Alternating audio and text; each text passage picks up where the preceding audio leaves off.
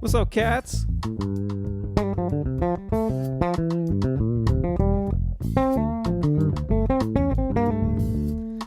Penrod, how you doing? Emma the effing goat. How you doing?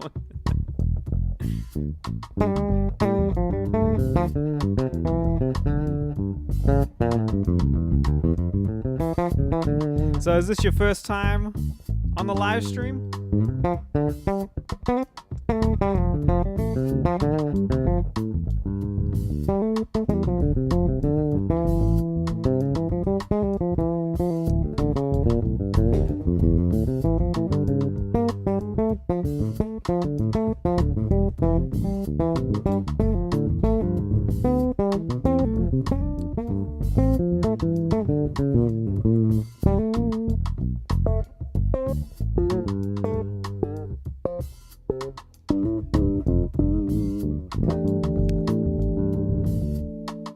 Cause yeah, I don't think I've seen you cats before.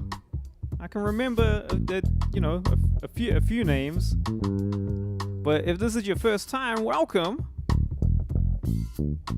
I'm just getting myself going here.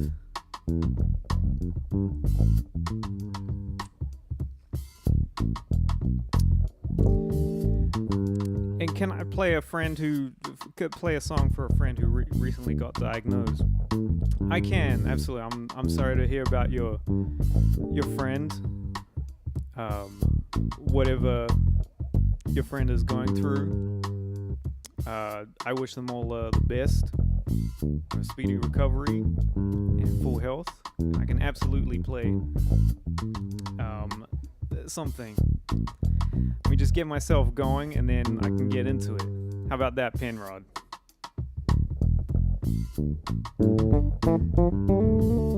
Can I play Pantera? I cannot play Pantera because I don't know any Pantera, but I could definitely play something else.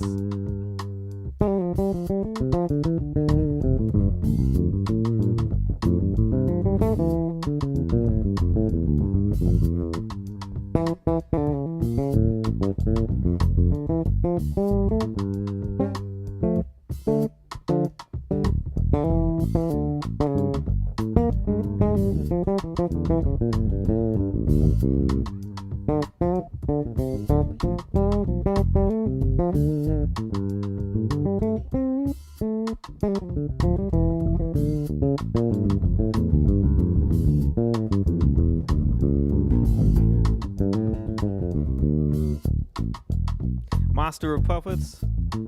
Let's see.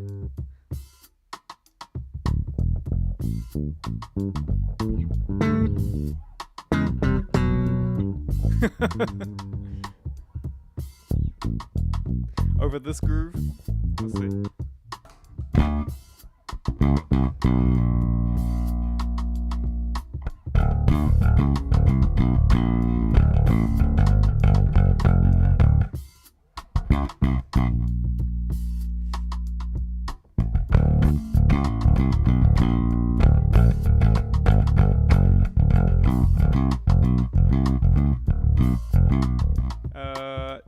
I haven't played this in like 25 years.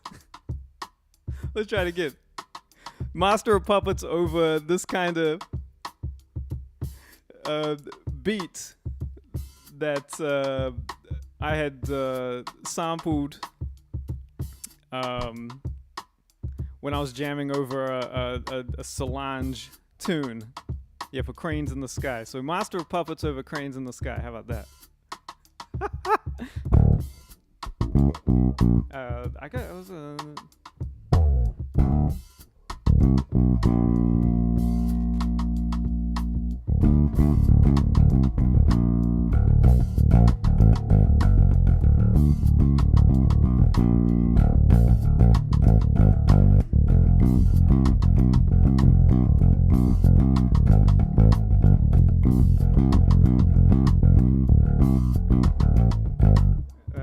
because I'm also in drop D. I usually yeah.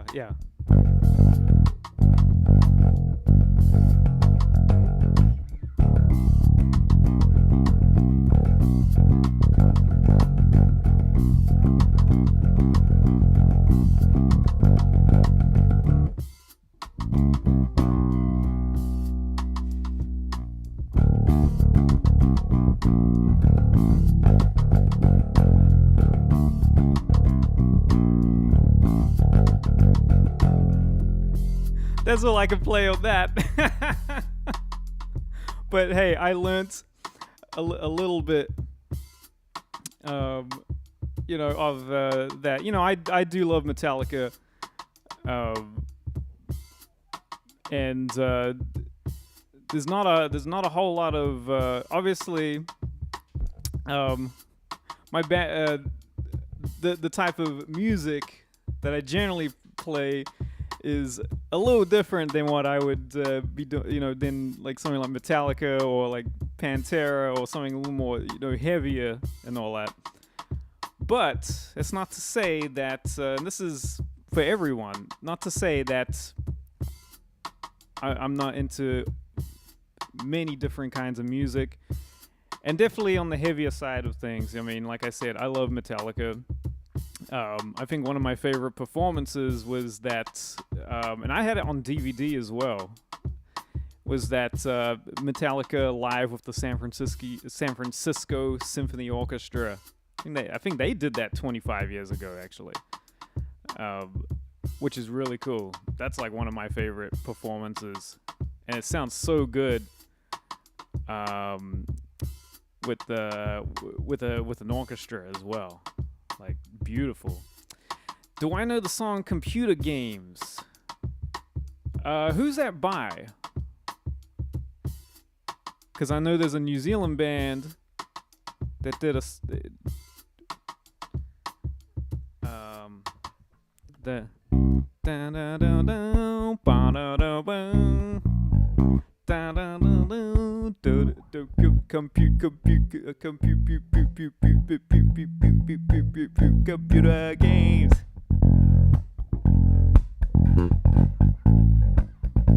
Like, if that's the song you're talking about. Otherwise, if you're not from, for those of you who are not from New Zealand, are probably going, what is he doing? Yes, that's exactly what I'm talking about. That's probably as much as I know of computer games. Of that,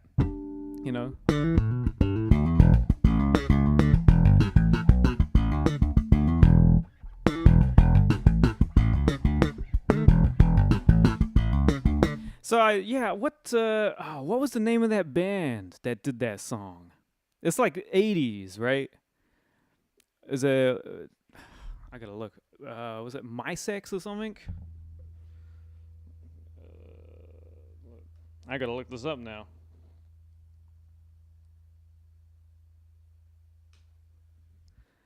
Yeah, My Sex. Oh, this is like 1979, so this is even way like earlier than I thought. But yeah, this was definitely a hit.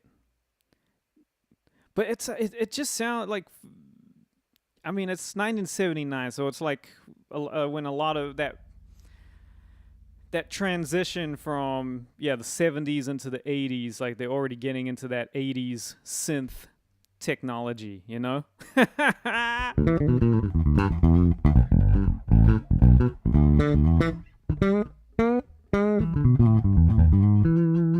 So that's the thing. And I appreciate it. Thanks subscribing. If for those of you who are just joining, welcome. This is my weekly live stream. This is the later on in the week edition. I do a Tuesday edition as well for those who can't make this one. And this is just a place where we get to just nerd out about bass playing and music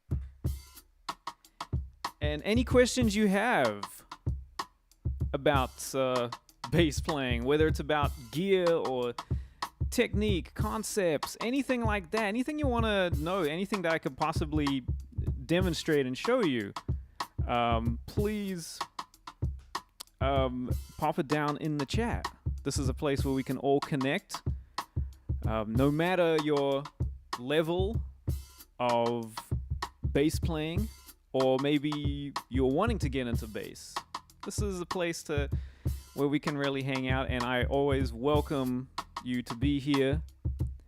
And so I appreciate you hanging out. And we just, whatever happens, happens. I do a bit of playing, answer some questions, some jamming as well. Today I'm actually, I thought, hey, let me just switch it up a bit, because I mean, obviously you see me playing a lot of 6-string bass, and I figured, hey, might be nice to let's just play some 4-string today, And so this is my 1975 Ibanez jazz bass. So it's an exact copy of a Fender, but it's from the 70s, called the lawsuit era. And I think the name kind of gives some obvious reasons, although there wasn't a lawsuit, though, at least with Ibanez. But I know Fender did have a lawsuit with some other companies that were copying them. And so, but this thing is incredible. It does the same characteristics as a 70s jazz bass.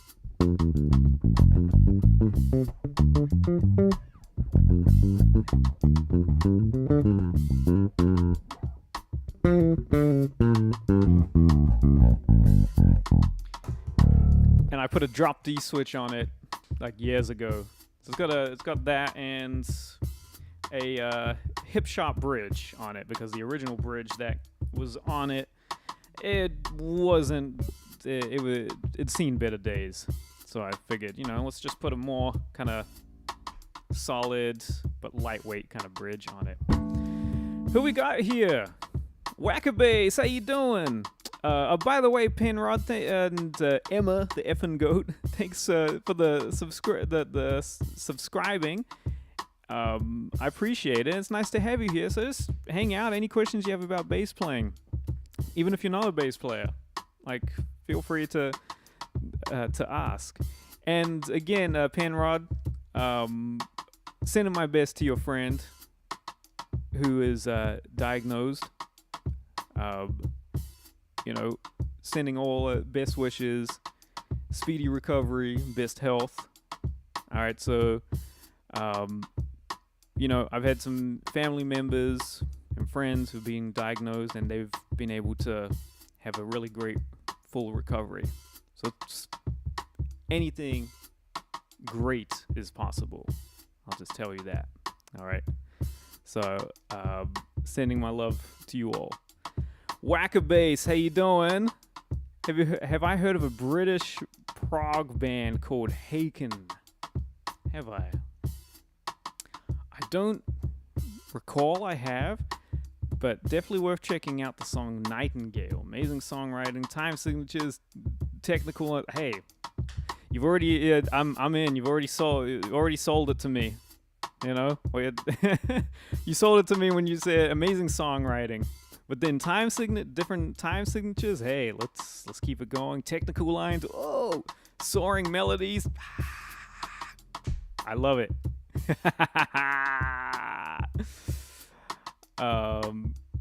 While you're still taking requests, can you play one note samba using only one note? Well,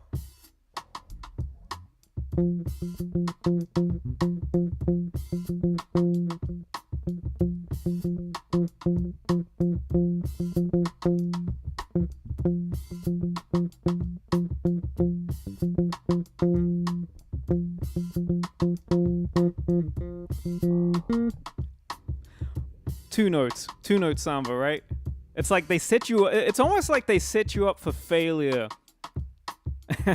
when they put that note in. It's like they trolled you. They say one note samba. Okay, yeah, one note the whole way as you're reading through the thing, and then suddenly, I gotta play a B flat. And then the bridge obviously is more than one note. So, but did you think of it, right? Is that like it's like that song like trolls you? That's what that is. It really is that one note samba, but you're doomed when you stop playing it because you know it's not going to be one note. Mika from Finn. Hi, are you from Finland? I'm assuming, which is cool. I've never been to Finland. Love to hear Parisian Walkways. I would love to hear it too because I don't know that tune. But maybe next time I can try and have a listen, figure it out, right? You know, I'd love to hear it too. And thanks, man. Yo, this is a beautiful bass. I absolutely love this. This thing it plays so well. And I had it refretted a few years ago, and Ibanez did it for me. And when they gave it a nice little overhaul, refret, and this thing was just singing. It was just solid. And I've used this on I've used this on quite a few gigs. Obviously, I always play my main like 6-string basses, but there's been quite a few gigs where I've brought this out because it's like, yeah, you know, kind of needs that like 70s kind of vibe to it. I've also used this. I did a few years ago. I did some bass tracks with for Jeff Lorber, who I've worked with a bunch and played in his group, Jeff Lorber Fusion. But he was working on an album, a collaborative album that he has called Jazz Funk Soul. It's with him and Everett Harp, who's a sax player, and Paul Jackson Jr., guitar player, and that's their group. And so I used this bass actually on a few of those tracks. And the reason I used this was because at the time, well, first of all, I didn't have my custom 6-string, but my groove line was actually in the shop getting new frets and getting a refret. And so I figured, I'm like, oh, well, I'll just use this bass. And it sounded incredible. It really did. So this thing, it records really well. It just has that nice signature 70s kind of jazz bass pokey kind of sound that just has a nice growl. It's just really great for, you know, playing funk. You know, I absolutely love it. John X, what's up, man? Good to see you. Do you think this bass will compare to the modes? It's interesting. I mean, because obviously the mode basses, the Ibanez mode basses, are a modern instrument. This is a vintage instrument. But not to say that the modes have obviously got some traditional elements to it. This is a very traditional bass. But you know, I don't know. It's hard to say, just because I would say it's almost like apples and oranges in a way, even though they have some similar characteristics. Obviously, the mode bases have some more, really cool, unique wood combinations. The electronics, it's active preamp. You can go into passive mode, obviously. And then, yeah, it's just, that kind of thing. So it's almost like you're comparing a modern, I don't know, a very modern car to a vintage car. They all got their things, right? And this is like a vintage car. You have to kind of muscle it a little bit. It doesn't have power steering, but when it's going, it is going. It really is. With a more modern instrument, I definitely see it as like a modern car. Got really nice response and all that. It's comfortable. It's kind of luxurious. Kind of that kind of thing. So it's interesting. Untold Misery, what's up? Nice to see you. And it doesn't surprise me that the Ibanez modes are sold out. I'm not surprised, and I'm pumped. I'm happy for them, as it should be. I can't wait to get one of the mode bases, though. All right, so stay tuned. And what do you cats think? Should it be a 5-string or should it be a 6-string? What do you think? I have 2 6-strings already. The only 5-string I have is this Grooveline fretless bass, so I don't have a fretted 5. But what do you think? Should I get a mode 6-string or 5? Tell me what you think down in the chat. Because I don't know which one. I don't know what I should get. And I would be happy with either as well. That's the thing. I'd totally be happy with either bass. But I'm interested to know, what do you cats think? And thanks for that. And I appreciate the blessings, Untold Misery. Thank you so much. Same to you, and same to everyone here who's been tuning in. If you just joined on, welcome. We're just hanging out. I've already attempted to play Master of Puppets over this drum groove. And then I played One Note Samba, except, we get trolled when we get to play that tune because it doesn't have just one note in it. It's more notes. More Note Samba.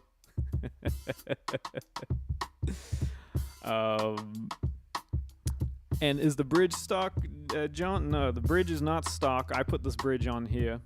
It's a hip shot because the original bridge, which I still have lying around somewhere, it was in better. It's seen better days, that original bridge. It wasn't that solid.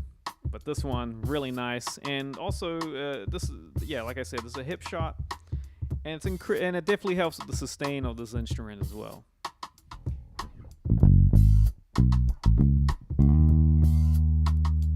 Beautiful sustain.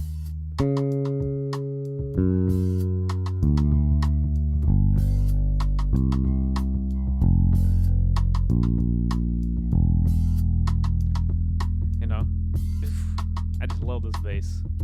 This is definitely, I would say, my favorite 4-string that I have.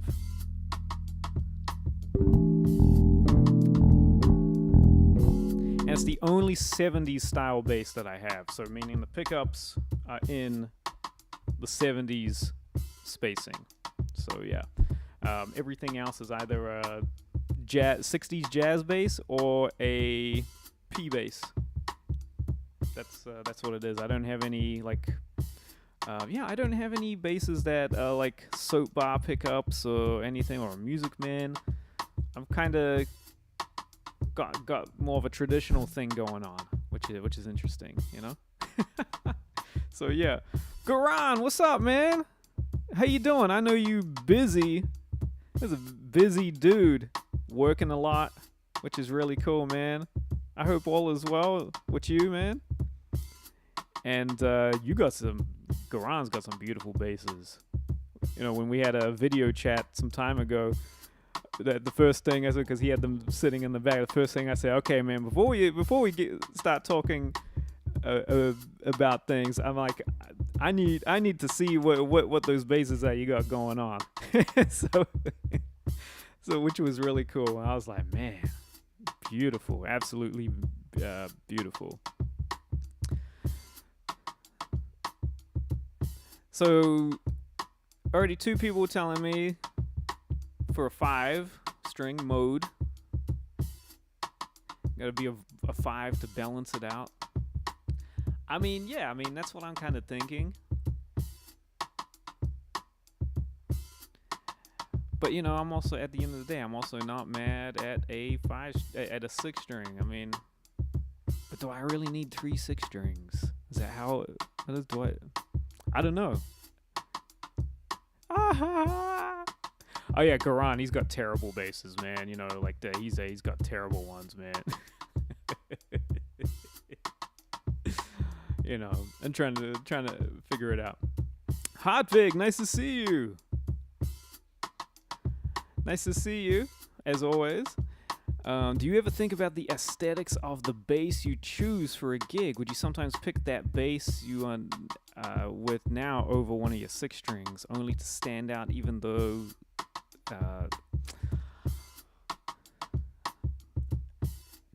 it used to be like that? Kinda, but not really. I've always believed in how you use the tool. That's how it's went. So, I mean, I'll tell you this. My first ever pop gig that I did, my pop tour, was with David Archuleta. We're talking about 16 years ago. 15 years ago. All right.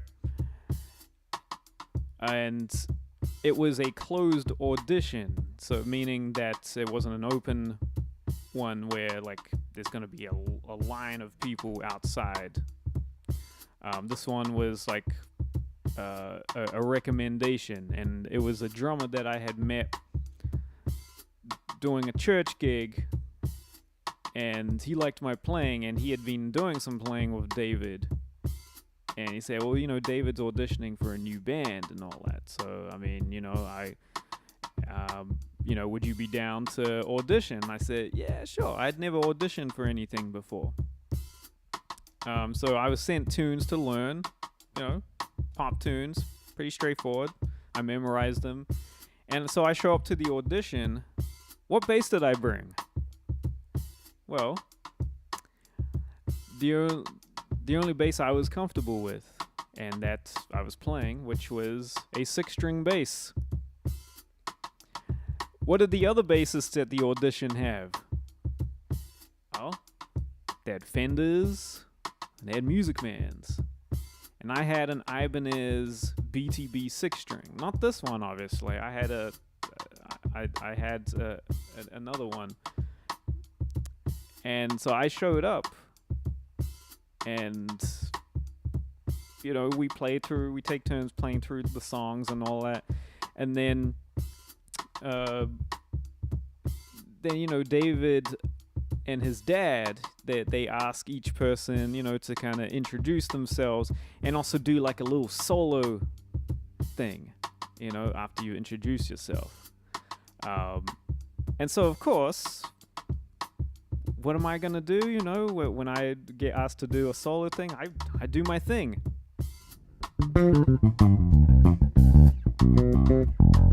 Actually, I had hooked up my octave pedal because there was one of David's tunes that had like a synth bass, and I wanted to kind of get that sound.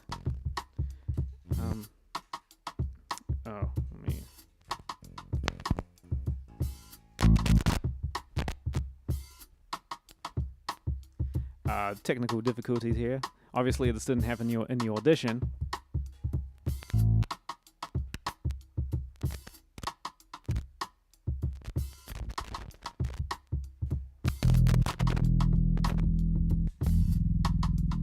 There we go. Could you imagine? So and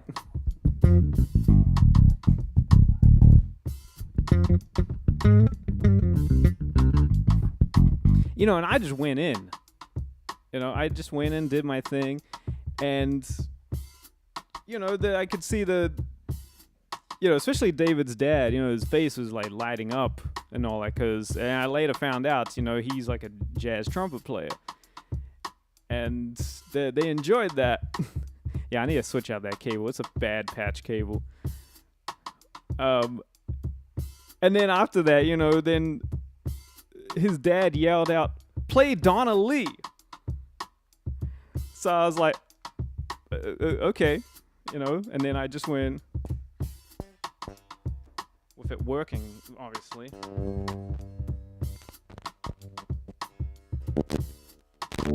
It's ruining my story.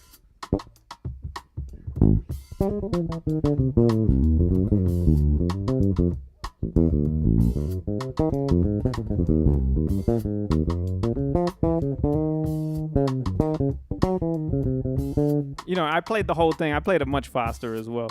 It unaccompanied. No.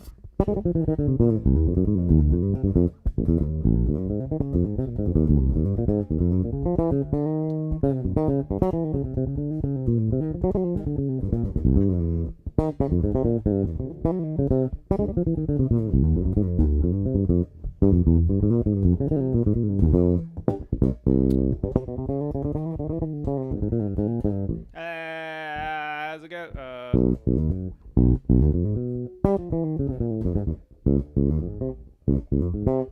Obviously, back then I knew it better.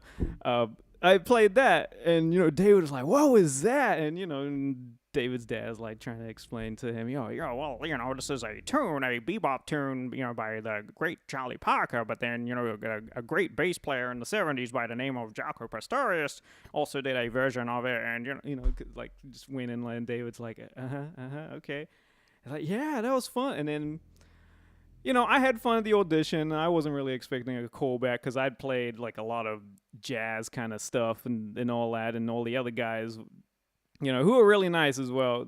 They were, played more like pop, kind of something that actually would fit more. But, and also they had the look as well, the way they dressed up. I kind of showed up with, the 6-string bass and, looking like a jazz guy, a fusion guy.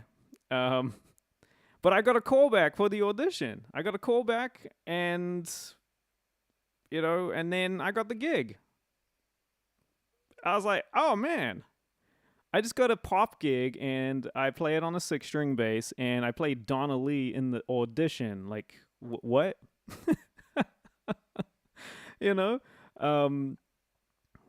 But, and what was really cool, the drummer was a buddy of mine as well. He got the gig. His name is Stephen Maestro Robinson. Some of you might follow him on social media. He currently plays drums in Vegas on a show called Mad Apple, which is a Cirque du Soleil show, and it has like an incredible drum book. So he gets to really just like chop it out on that. He's having a lot of fun.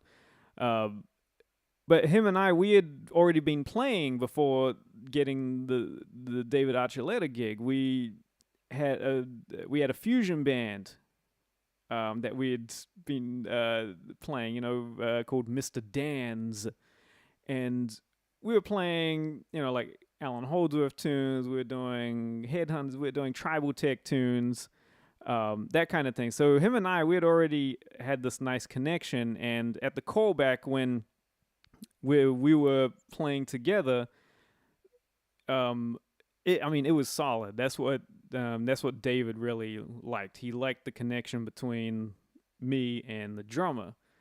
And he said, yeah, like for my music, I need to have like that kind of thing, which, his music is not complicated, but you know, he's definitely someone who has a great pocket, great feel, and that's something that he always wants to have readily available. So for majority of the pop gigs, you know, like I played my six string on a lot of the shows, which was cool. And also, I wanted to prove a point of like, yeah, I'm playing a pop gig, and I'm playing a six string bass. And then when I got an endorsement with Ibanez a few months later, then they provided me with this beautiful Groove Line 5 string bass. And this is when they first came out with the Groove Line as well. And that bass was fretted at the time. It's fretless now, but it was fretted. And so I was like, oh man, actually, you know, this is a nice bass. I'm going to play this. And even that, you know, that's not a very, you know, pop gig looking kind of bass, you know. And so I played that on probably majority of the tours that we did. And in the Christmas show, I took 3 basses. I used this one, I used the Groove Line, and then I had a Gary Willis fretless bass. Because there'll be some ballads where they just needed that fretless kind of mwah. So I did that. And that was really nice. The Gary Willis bass sounded great on it. Again, that's not a pop looking bass, but it didn't matter. So long story short, Hartvig, to answer your question, yeah, it's not a I've always gone by the function of the bass, not the look. And it's because of like the music that you can get out of it. That's what it is. You know, and I have shown up to many sessions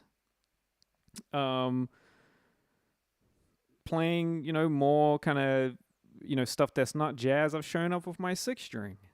Absolutely.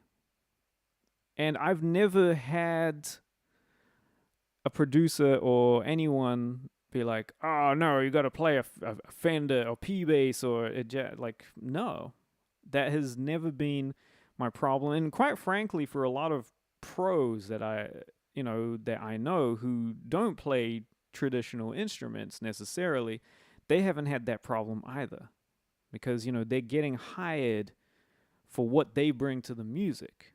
You know, if you look at someone like Nathan East or Abe Laboriel, you know, like that's, you know, those guys, you know, Nathan's bringing his Yamaha bass to the sessions, right? Abe Laboriel is bringing his, he usually uses Yamaha, uses a bunch of different basses. And Lee Sklar, I know Lee has that kind of that Frankenstein P bass, right? That he's had forever. He'll bring that, but he'll bring his Dingwalls, and that's a very like untraditional instrument, but it sounds great. I mean, they're getting hired for who they are and what they bring to the music. That's what it is. And so that was my experience as well that I started finding out. You know, Anthony Jackson, what was he bringing to sessions? He was bringing 6-string bass. Obviously, back in the day, before he had the 6-string, he was bringing a 4-string Fender Jazz. But then when he got the 6-string, we didn't see the Fender Jazz ever again. You know, you retired that like in the early 80s. You know, that's the thing. Have I ever played the exotic basses? I have, actually. They're great. Really nice instruments. I have a few of my buddies have them. Ernest Tibbs, he plays a 5-string, and that thing sounds incredible. I mean, any bass he plays sounds incredible. But that one really sounds nice. Travis Carlton, another cat, he plays like their P basses and their jazz basses. They're great instruments. They're beautiful. They really are. Neuro Winter, what's up, man? Good to see you. Good morning indeed. I'm glad you're here. Thanks for dropping by. We're just hanging out and talking about, we've talked about a lot of things already, and it's only been 45 minutes, you know? But, you know, usually, I was telling my David Archuleta story, being on a pop gig, that's probably the only kind of pop gig of that kind of, I would say, that kind of thing that I've really been on. And, that was like we toured all over the world, stadiums, arenas, tour buses, that was quite an experience, and that was my first time also experiencing, landing at the airport, and especially, when we toured Asia, where he's really popular, where we landed at the airport, and the promoter of the tour is like literally right at the gates as we get off the plane. It's like, hey, and they take our passports right there, and of course, I'm just like, and it's like, no, it's all good. And then they take us into like this, this VIP room where we can just chill, get something to eat or whatever, refreshments. And then we get our passports back, and they've been stamped and all that. I'm like, oh man, we don't have to stand in any lines. And then they're like, all right, come through this way. And our luggage is waiting for us, and all on luggage carts, ready to go. And we're like, okay, well, and then they're like, all right, let's go to the bus. And as we're walking, as we go into the arrivals hall, then suddenly this huge eruption of like screaming fans. And I'm like, it was one of the loudest things ever, man. And that was a first experience for me. And that was like whenever we toured Asia, it was always like that. Just like at the airports, there'd be like security, like holding everyone back, and people saying your names and all that, and I'm just like, whoa, okay, that was crazy. Didn't really experience something like that on like a Peter Erskine tour or with Lee Ritenour, or but which is totally fine with me. But it was quite crazy to just experience that. I was like, wow. Definitely quite an interesting time, but also something that was like, wow, that was cool to experience, just being on a gig like that. It really was. And playing large venues like that. Just, and I would say, if you were to ask me, what do you prefer? Playing a big venue like that, like a stadium or an arena, or playing in a small little club. I like the club, just because I like the intimacy of communicating with the audience right there, and also I like the sound just being right here, right? When you're playing in a large venue like that, there's so much reverberation. I mean, you kind of have to, and things can get really loud as well. We used in-ears for that gig. Whenever we played, it was always in-ears, because we did have a few songs where we're playing to some tracks. But on the tracks, they were mainly like sound effects and like hand claps and things like that, really, because we took a lot of the stuff out because we're like, we can just play this. This is a reason why you auditioned for a band, is you got cats that could play. But anyway, so yeah, Michael Anthony, how you doing? Thanks for joining on. Did airlines always let you bring your bass and basses on board? Long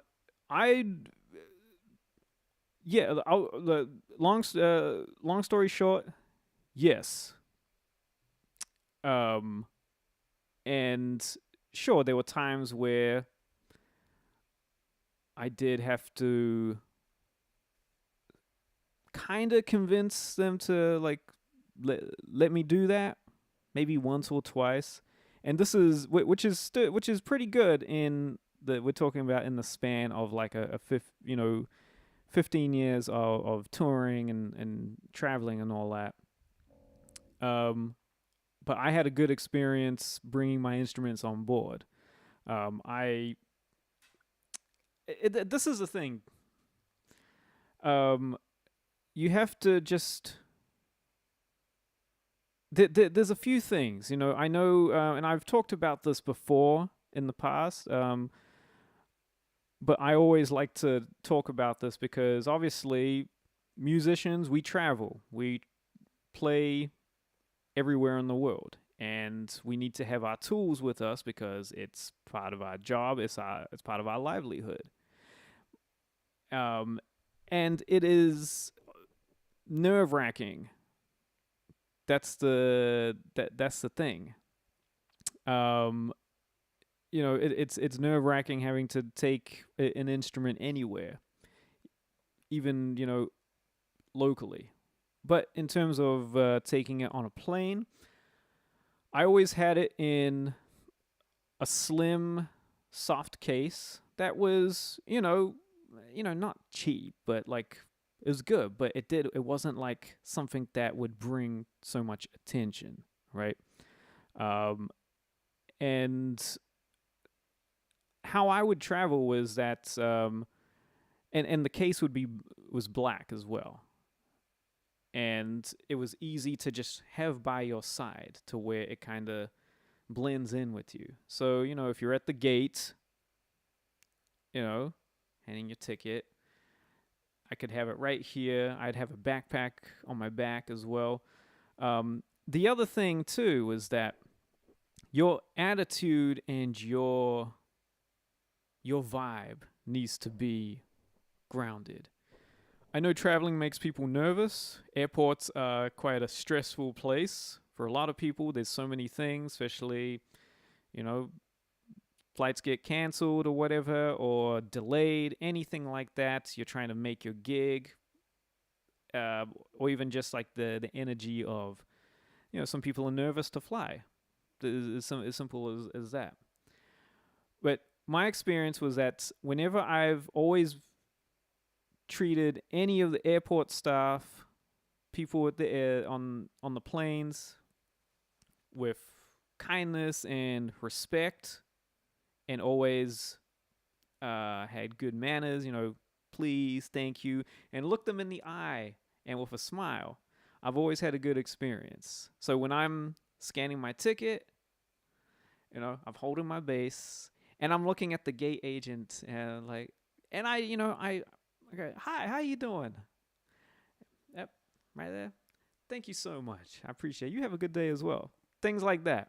And then just walk down. And then the same thing when you get on the plane, obviously, it's going to be a flight attendant right there. I'm looking them. I'm going to smile. Hi, good morning. How you doing?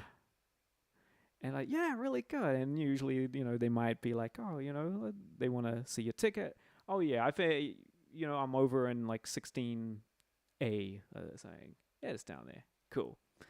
And then it's all good because by the time they're already looking at the person behind you, and, I've got my instrument. And then, yes, there's been times where they've seen the instrument, and when that's happened, it hasn't been a big deal at all. Or the thing they'll say to me, oh, you're going to have to play for something. You're going to have to play us a tune mid-flight or something. And then, you just got to play along and be like, oh, absolutely, of course. That's not going to happen. But, that's the thing. So you got to have like a good attitude and not this nervousness because, they're people who work at the airport and on the planes, they're trained to look out for people who are kind of acting a little weird, right? And they understand some people are going to be nervous, but they're going to be focused on that. If you're real nice and all that, and look, I can tell you that this is not always going to be. I can't guarantee this is going to always be successful for you, but I'm just telling you from my experience. And I've done a lot of traveling, and that I've always had a good outcome with it. And yes, the instruments fit in the overhead. I've put it in large planes, small commuter planes as well. And that's why I use a more low profile gig bag, because it can do that. I put it there. I put my backpack, underneath so that the neck sits on it, and then I'm good. And if someone's eyeing up, they want to put a bag. Oh, you need a hand with your bag? I can put it up there for you if you like. Oh, thank you. Just bring a good vibe, and it's all good. I've put a double gig bag up there as well, and it's been good. So, but I do have a Groove Gear Duo capsule case, a flight case, which is really good. And I had to use that the last time I traveled just because I had a lot of luggage. I had my family with me as well. So that was the thing, I hope that's helpful. But again, just have a good energy, good vibe. Make sure you show up to the airport early. Don't be rushing. Make sure you have everything together, right? That's huge. Be nice to everyone. And just have this intention of like, it's all good. It's just all going to work out. Don't instantly be thinking, oh man, they're going to have to, check it, or, they're only going to like check the case and I'm going to have to hold the instrument in my lap. Nah, man, because I've seen with musicians how like, that they've done that and they were nervous as heck when getting on the plane and they were just being too like jittery and all that. And of course they're going to get singled out, so try to be cool about it.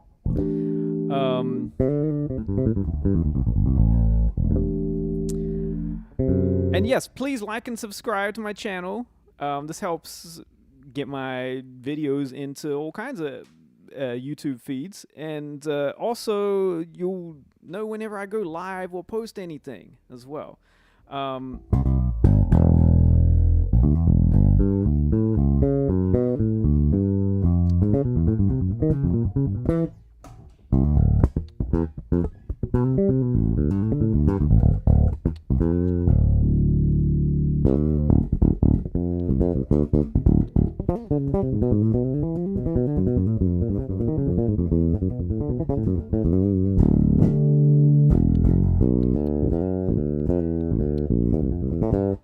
This is such a great bass. It just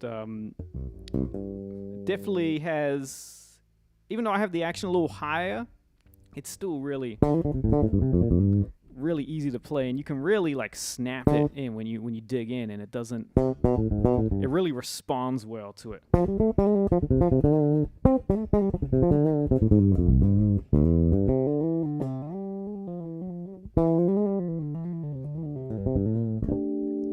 So yeah, and so you have a mono vertigo bag, and you might let them check my bass underneath with the check baggage with it.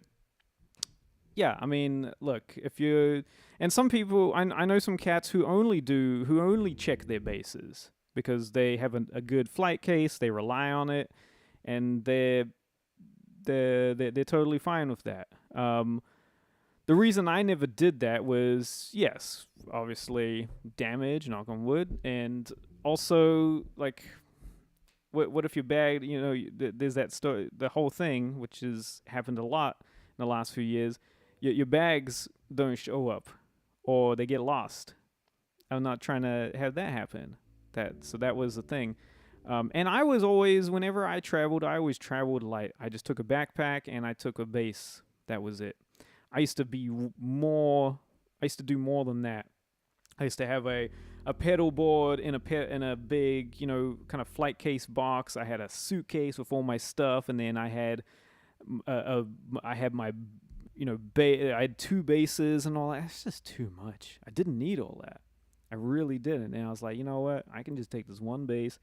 I can take a few pedals, and I can throw everything in my backpack. Spare clothes, another pair of shoes, and I could even put my Aguilar tone hammer in there as well, the TH500, and I was set. It was totally fine. I loved it, So.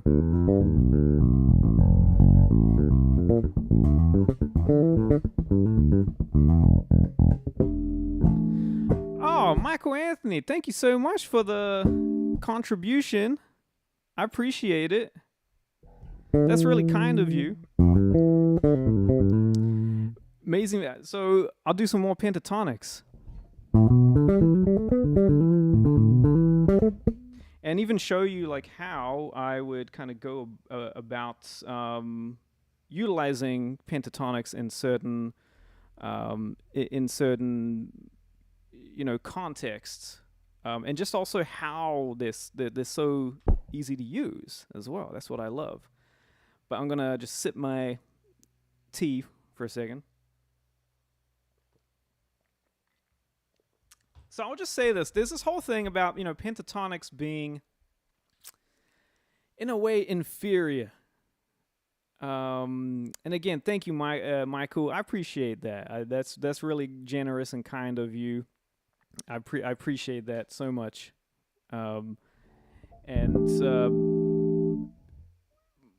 This is the thing that I've with pentatonics, is that they're just so easy to use.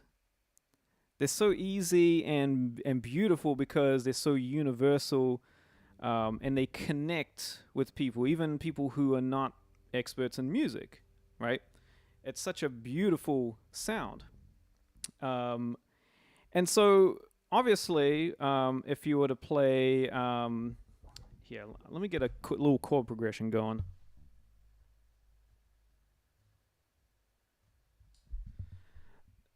So if I was to play, let's say, I'm gonna play this in A flat major, because why not? I love A flat.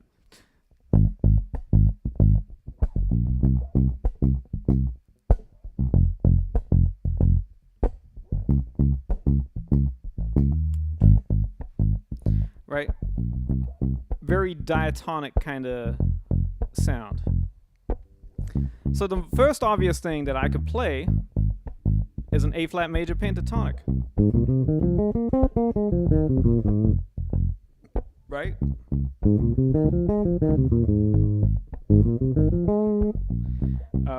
And there's two ways you could play that. I'm playing it in this more kind of like almost more horizontal kind of way, with a little hybrid.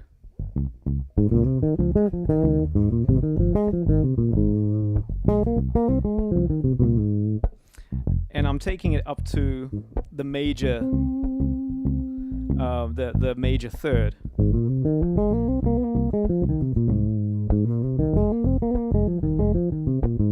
That's one way of playing it, if you want to kind of get something that has a little more like linear kind of thing, or if you're trying to do something that has some more connectedness.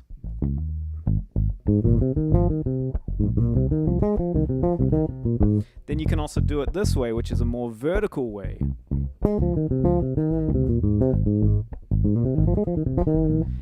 Which, who have we heard do things like that?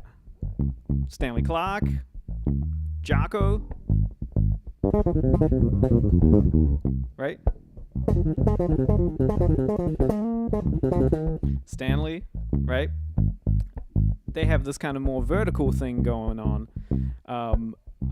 And there's a time and place to use both. So I would do it depending on what am I trying to play, right? What am I trying to kind of bring out? If I'm trying to have more of a singing quality,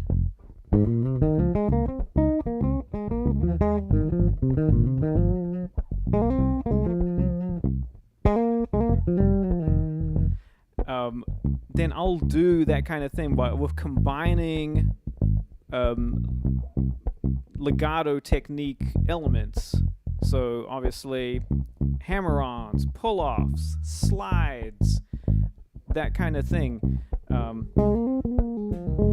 Vibrato, bends, things like that. That kind of, these little nuances that add to it, right? If I was to do it the other way, might be maybe if I'm trying to play like a bass fill.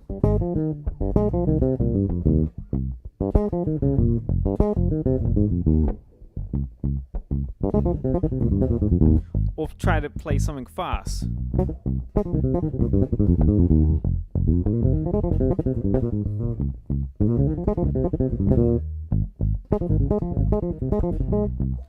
Things like that. I might do it in that context, as opposed to, which sure, you could do it fast, but you definitely have to work a little more to do it. That one's more so for kind of for cruising, you know what I mean? So obviously I was playing an A flat major pentatonic, but what's really cool when you do this shape, so I play it up to the octave, and I'm using my index, my ring, and my pinky.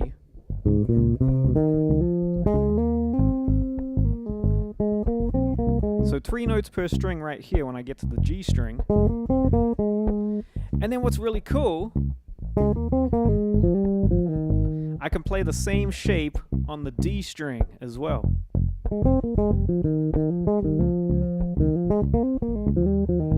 And that brings out the major 7 quality in the whole thing. And what's really cool, because obviously we're playing something that is diatonic, so all these notes still work over all these chords. So essentially, the first chord being A flat major 7, we've got that C minor, and then F minor, and then we've got D flat major 7. Now, if you were to put that into the context of like, okay, what are the modes that those are associated with? Obviously, the first one being A flat Ionian, right? Then we've got C Phrygian, then we've got F Aeolian, and then D flat Lydian. All right, that's how that would work. But you're just playing this one thing that fits over everything.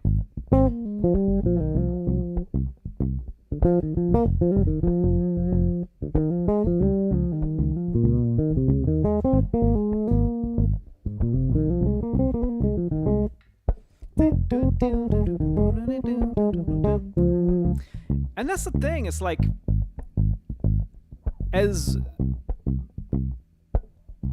basic and effective pentatonics are, it really, especially if you're getting into improvisation, you know, this is a reason why, you know, like younger cats, you know, musicians who are learning improvisation, you know, there's a reason why, you know, starting with pentatonics, because it's a really good one to initiate and how to tell a story, and in terms of telling a story, because you're playing notes that really speak. But again, you still have to use your creativity in order to do so. You got to use your creativity to tell that story, even with something simple like that.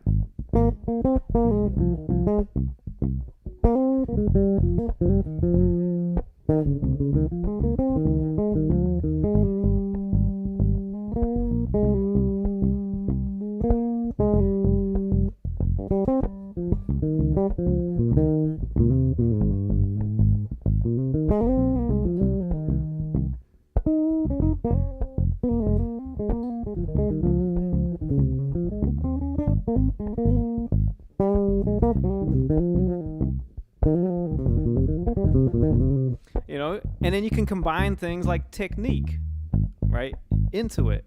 And that's just from pentatonics that I'm doing that. So what I used was like, so of course I'm not just playing a pentatonic scale up and down. I'm taking the notes from the pentatonic scale, and I'm creating something else with it. You know, I'm putting it in a different order. I'm using the notes that I find really speak out. And that's the thing, is that you want to discover what works, what really speaks to you, something that you would enjoy listening to, right? You know, don't just play what you think is right. Play what moves you. That's the thing. If you want to move the listener to make them feel something, you got to feel it first. You know? You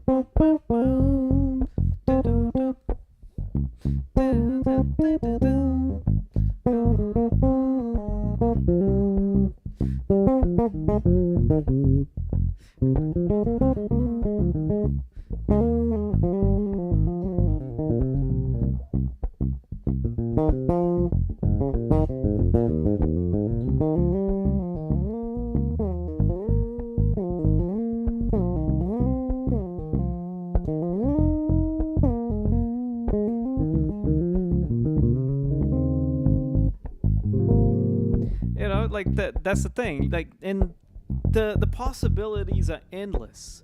So then how do you, but then, you know, someone might say, oh, well, you know, Ben, that's the, you know,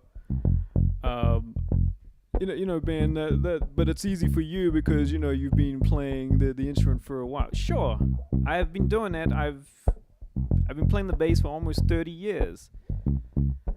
But I've done a lot of listening to how people have utilized things, and I've wanted to incorporate that for myself. And that's the thing. It's not just because of my knowledge of theory, but it's my want. This is the thing. You have to want it. My want and my desire to express on the bass a certain way, and also being interested in what I hear from other great players. That's the thing. You know, that's the thing that's really important. So if you want to get more vocabulary or perspectives, you got to listen to that. And so for me, when I was a kid and learning how to improvise, the first person for me was Stanley Clarke. So I was listening, I was figuring out everything that Stanley was doing to the best of my abilities. Yes, there was a lot of, and I would say it helped me technically wise as well, because it meant that, like, okay, I got to figure out what he's doing there, technique.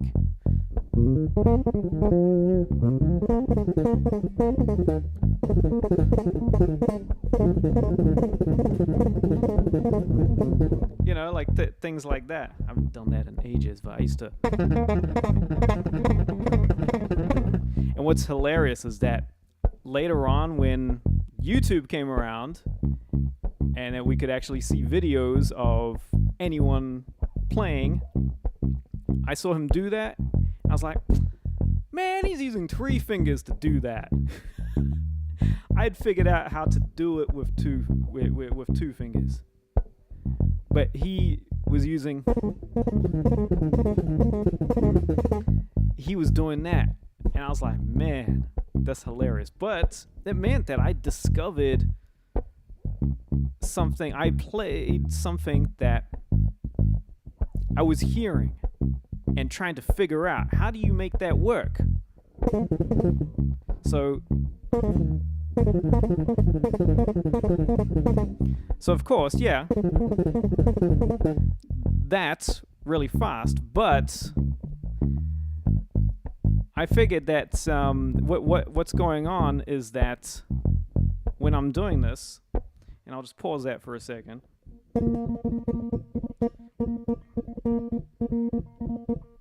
Is that when, and this is the thing, I haven't done this in a long time, was that when I was doing this,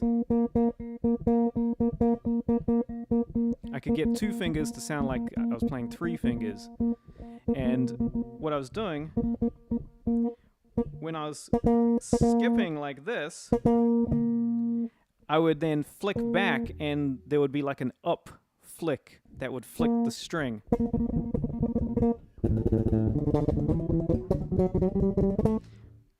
Might be easier on a different bass that has a little wider string spacing. This one is a little narrower. Might be able to do it on my groove line, but I'm playing the 4-string because but essentially it's like that. Another person who does that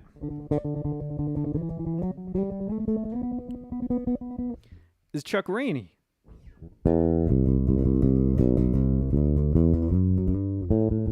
Does that kind of motion. So anyway, I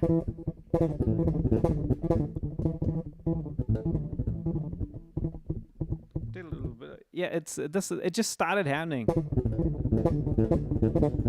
You know, when he would do that, it would, like in his solo, like on school days, like when he plays live, you know.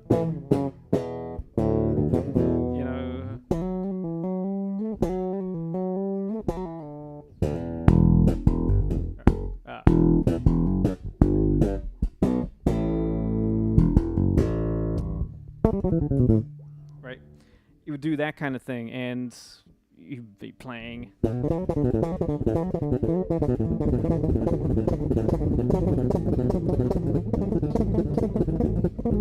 You know, he would do it. He would like go all the way up the neck, going, and so that was so cool, man.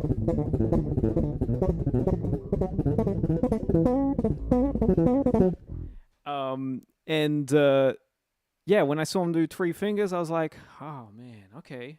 But I can't do 3 fingers. I can't. I mean, if I practice it, maybe, but I can't get it clean.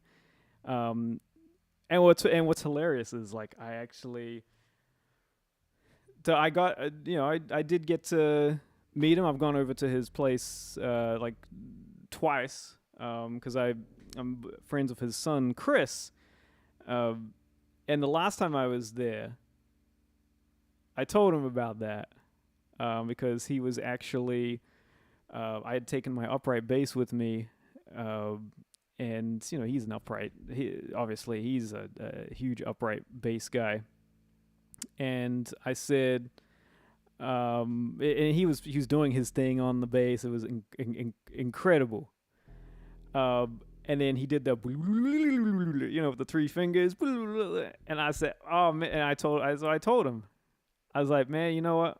On electric, when I was hearing you doing that, I had no idea using 3 fingers to do that, and I figured out how to do it with 2. And he was like,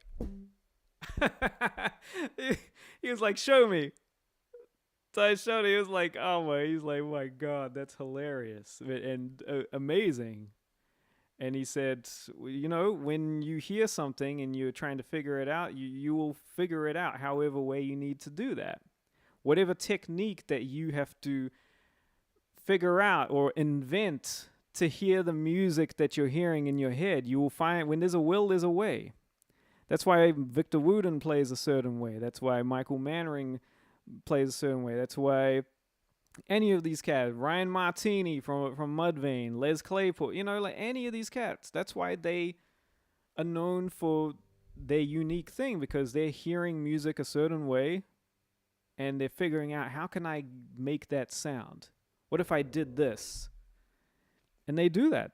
That's how instruments are played. It starts with the music first, so that we can get the, you know, so we can get the technique, and vice versa, you know. Then you improve your technique, you get more music, right?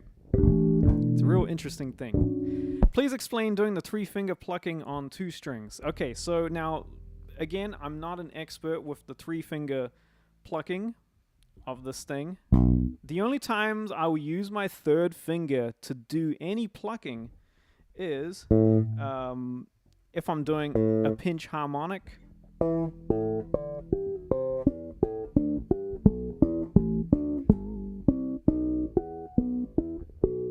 Because I like the sound that 3rd finger gives.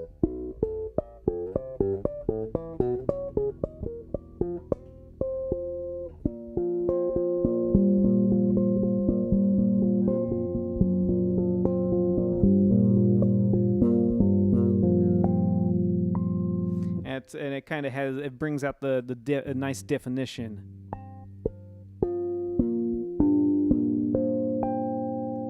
You know, and then if I'm playing like chords or something,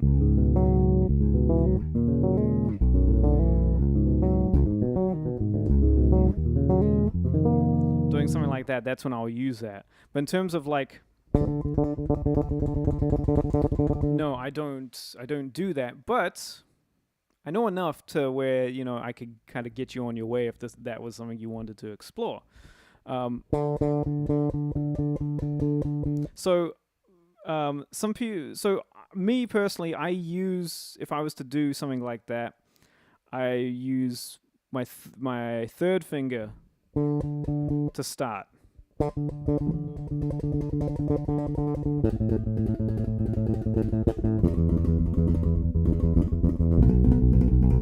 And obviously, the goal is, and clearly, this is something that I have maybe only just practiced a touch of over the years I've been playing bass.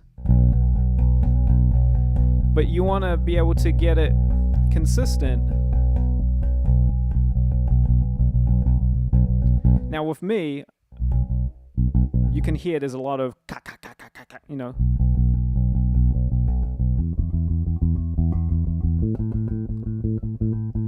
Now, if I was to spend time on this, you know, maybe after like a week or something,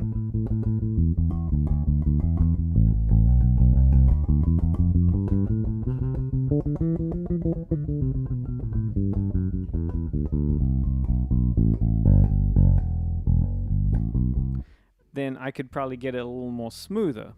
But me, I go like this. Da, da, da, da, da, da, da, da, da, da, da, da. There are some cats who do it the other way. Ba ba ba ba ba ba ba ba ba. I can't do that. I really cannot. Da da da da da da is how it is for me. There are some cats who go ba da da da da da da da da. I think Steve Bailey might be like that, and he was the very first person that I actually saw use three fingers on a bass, and I was like, oh, it's kind of unique. Now someone might be saying, oh, but that's cheating. I don't think so. I don't think any of it is cheating. Again, you figure out the techniques to play the music you're hearing. I think it's a win, you know. That's how I see it. Obviously, he figured out a way that, like, hey, you know, if I use three fingers, I can be able to play twice as fast or whatever, if that was the goal. And same thing with Stanley. You know, I want to be able to do these kind of fast trills and all that. I can use three fingers. And it's possible I would like to know where Stanley maybe got that idea from, because I mean, the earliest person I could think of who was doing that kind of thing might have been Niels Henning Ørsted Pedersen, great Danish bassist, played a lot with Oscar Peterson. His was a constant three finger technique, and I mean, man, he could just absolutely rip fast tempos and all that. I mean, he had crazy like bebop vocabulary and chops.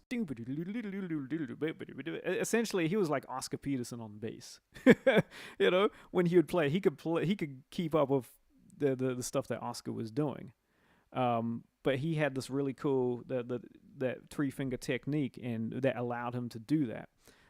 Eddie Gomez is another cat that I've seen use this as well, but mainly to do you know, like more trill kind of stuff, you know, do that kind of stuff. That's where I've seen that. In terms of someone who was using it all the time in their playing, Niels Henning, and then obviously Gary Willis is another cat who has a very unique three finger technique that enables him to be able to do that really nicely as well. So it's really interesting, just how just technique in general on the bass has evolved, as it should, because you know this bass, the instrument is still pretty young. You know, when you think about it, you know, when the Fender bass came out, 1951, that's not that long ago. It really isn't.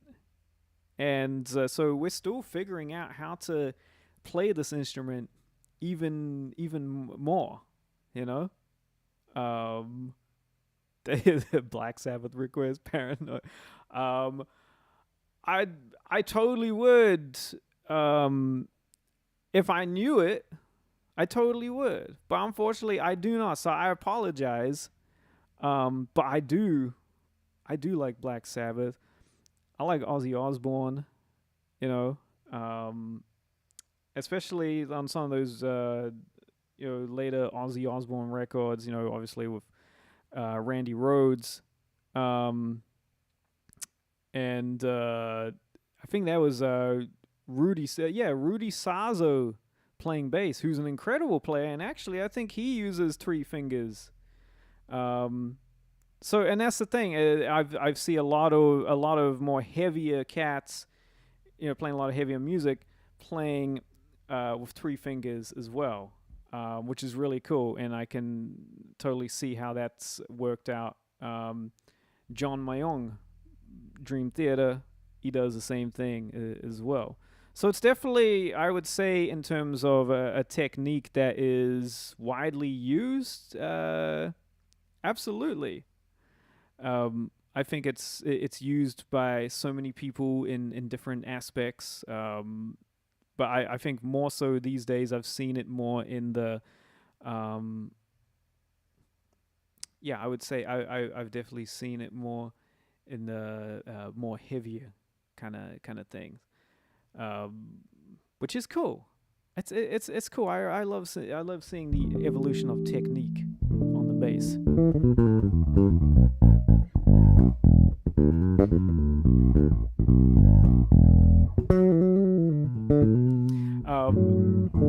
Man, again, I would play Black Sabbath if I knew how to play Black Sabbath tunes, but I don't. Which is, maybe that needs to change, And it was cool how they, when Ozzy was still here, when he did his kind of his last concert, that was cool how they had like a reunion, and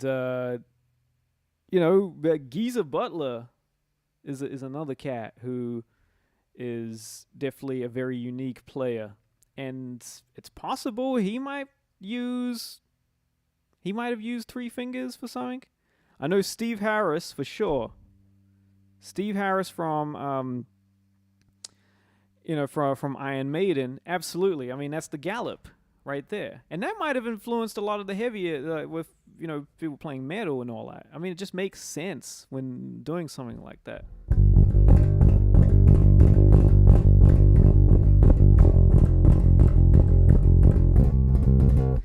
And to me, something like that absolutely makes sense of where you would use something like that,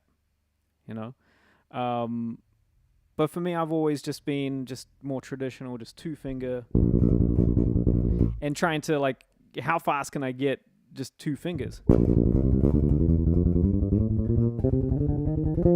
Obviously, when you use three fingers, you can emphasize more of the triplet, or even get a little,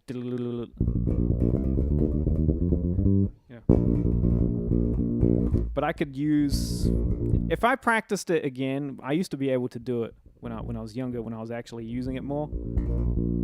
The thing that I was talking about where I pluck and then I could flick up, and I would do that with both fingers.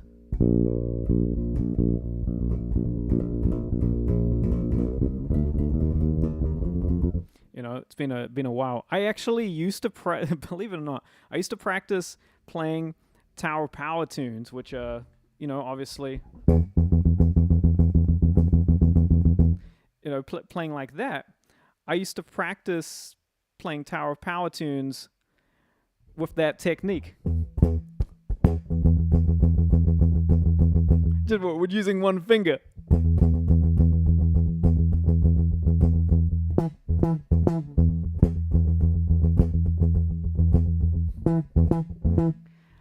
I would do things. It was a challenge, but it was good,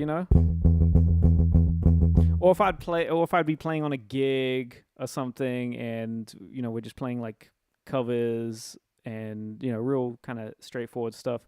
I would try out things like that just by using one finger, being gone.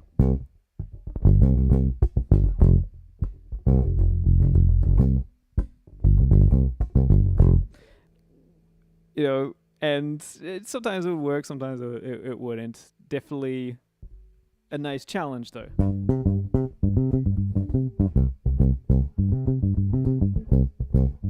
And what's the point of being able to do something like that? I don't know. It's just, you're just interested, you're intrigued at like what you can do with the instrument.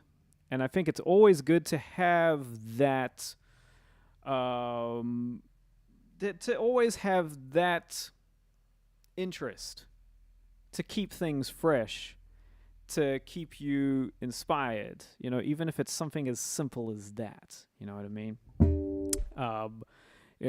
So we went from pentatonics to playing 3 fingers and playing 1 finger.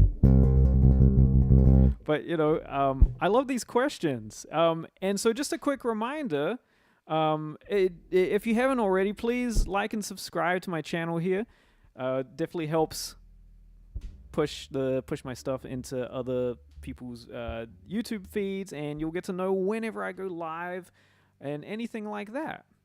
And then whenever I post anything. Also, if you look down in the description box, the description box has all my links to my bass resources. So courses, and I actually have a brand new course out called Pocket Essentials, which is dedicated to just playing pocket. If this is something that you feel is, I need to get, I want a stronger pocket. I want to really develop that kind of sense. This course will guide you in the right direction to doing so. So that's there, the links for that, as well as my other courses on bass chords and basic music theory and all that, all the good fun stuff. And even a beginner course. If you're watching here and you're not a bass player, but maybe today you want to learn how to play the bass guitar, this course is for you. And you can study with me one-on-one as well. I have one-off lessons and also a bass coaching and mentoring program. So check it all out. The links are down below. Just have a look right now and see what you like. You can always reach out to me with any questions. And if you're interested in a bass coaching program, but you're not sure, like, I'm not sure what program, would be good for me, or I just need some help kind of just figuring out, what it is that I want to work on, because there's so many things I want to work on, but what are the main things? I can help you with that. We can schedule a free video chat, and I can help you figure out which program will be best for you, and also what goals we can work on, what I can help you with. So essentially, I'm here to help you with your bass journey. This is why I do these live streams. They're really fun because I like to share my love for this instrument, the bass, whether it's the bass guitar or the upright bass, just anything that we bass players do. And I like to help you all around the world. And this is why I started Bass with Benjamin. So check all that out down below in the description below. If you want to help further support this channel, you can buy me a caffeinated beverage. In this case, I'm drinking a green tea with 2 tea bags in it. So I'm definitely, caffeine is going there. But if you want to buy me a coffee or anything, the link is down below. Or you can contribute to the chat like Michael did here. Thank you so much. I appreciate that. But that's all available to you. So check that out.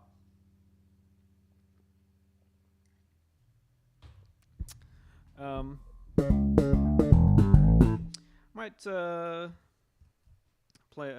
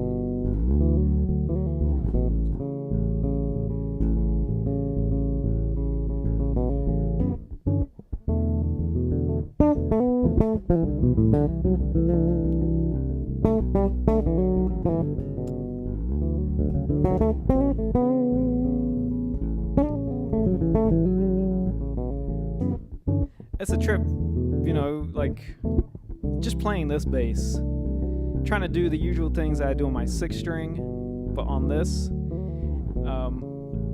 I won't say that like, oh, you know, yeah, I need to have the 6 strings to do my thing. No, it's not like that. I choose to play the 6-string bass because I love the possibilities that it gives me. But even when I, you know, can do the same things on the 4-string, sure. Am I limited? Absolutely. You're limited because there's less strings, but it does force you to, yeah, to be creative with what you have, which is really cool. And so it's always a good challenge. And then sometimes with the 6-string bass, it can be like, oh, okay, I've got all these options, and that can feel overwhelming as well, even after playing this for a while.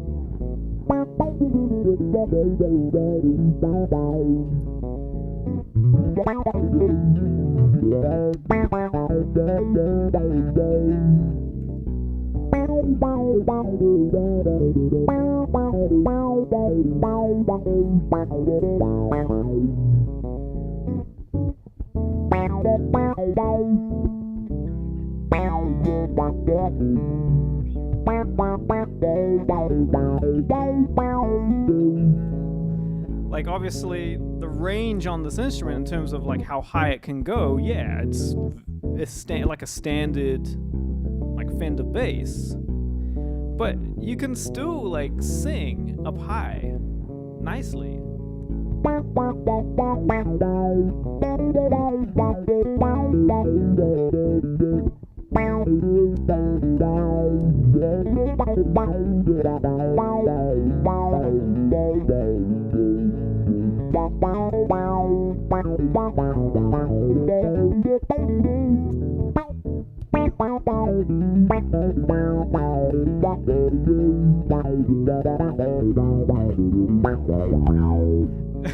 You just play the lick over everything, right? I'll tell you, going back to that David Archuleta, when I started playing with David Archuleta, that was also at the same time that video on YouTube called The Lick came out. The compilation of, you know, everyone playing da-da-da-da-da-da-da. That's when that, and so a huge part of, I remember, just a huge part of that gig was like everything was about the lick. Everyone was quoting it at some point in the show, of all the shows that we did, including David himself. He was in on it too. So like he would, like at the end of a tune, he would, and you know, we'd just be like in the back cracking up. And then it got to a point where a lot of the fans, the majority of the fans were starting to realize, you know, like what is it that's, you know, we're doing? Why is it every time someone plays something, we're just like cracking up or just like looking at each other and like grinning, you know, like they were starting to catch on. And eventually, you know, I think someone in the band, you know, answered that on Twitter. You know, this is when Twitter was a thing.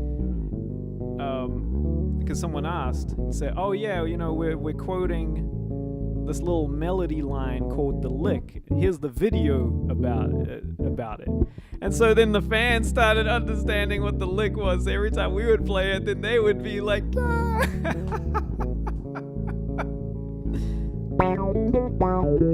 So whenever that would happen, man, it was hilarious. It was a lot of fun.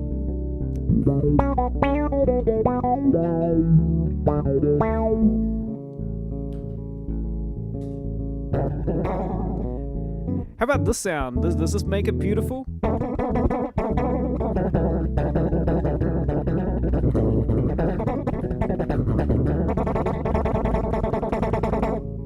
Oh, jeez!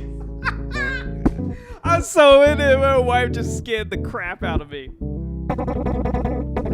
She knows better not to do that. She knows when I'm like way in it, you know, not to creep up on me. Ah!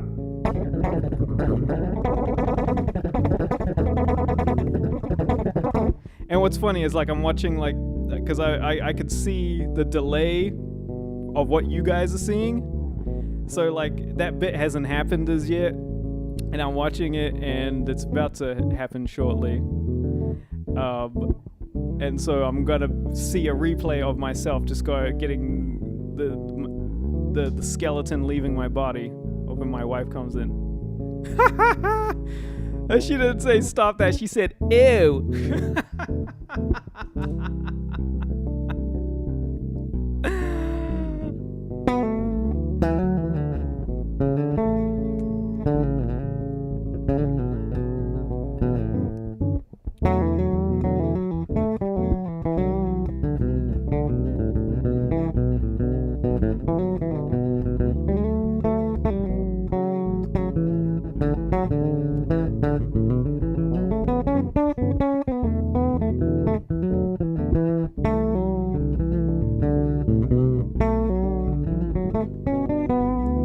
In terms of like coming up with just melodic ideas, like going off of simple themes is always like a really good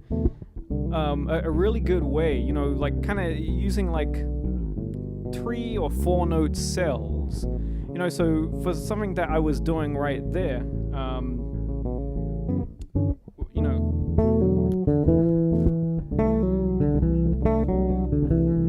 so I'm playing like a 4 note, where I'm just going 1, 2, 3, 5, and that's a really good one, especially if you want to highlight the triad in something. This is a really good thing to do, because then there are other notes that are in between that you can put in there that work. So obviously if I bass 1, 2, 3, 5, I also have 4 to use as well.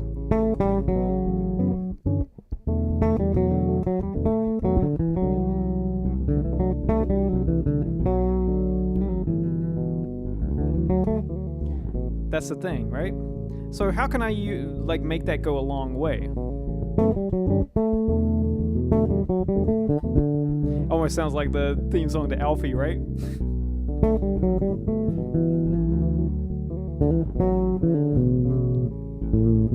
And then I can use notes down below as well to start branching out.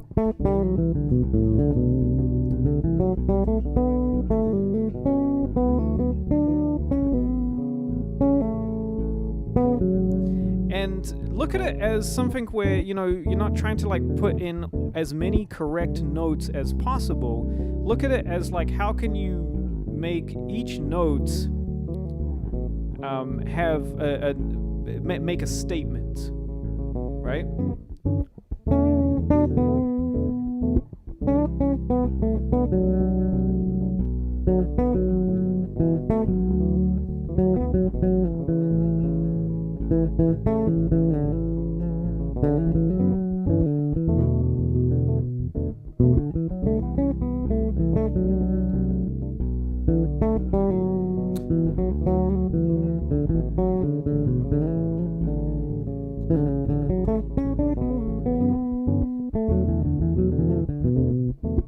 Again, I can use pentatonics.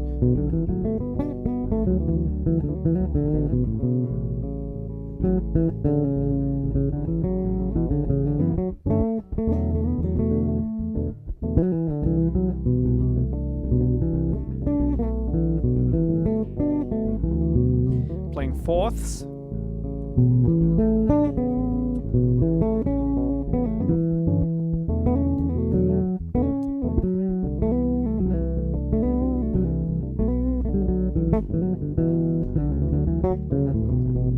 And look, as funny and as like, oh, he played the lick, it's a great musical device. It's a great melodic line when used in the right context, just like with anything. It works. It really does. And it's also a really good way of getting you to understand, the harmony of how something like that can fit in chord changes.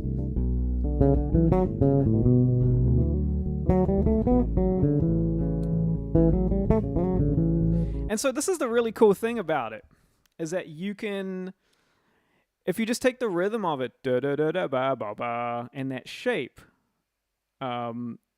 is that there's a few ways of being able to play the lick.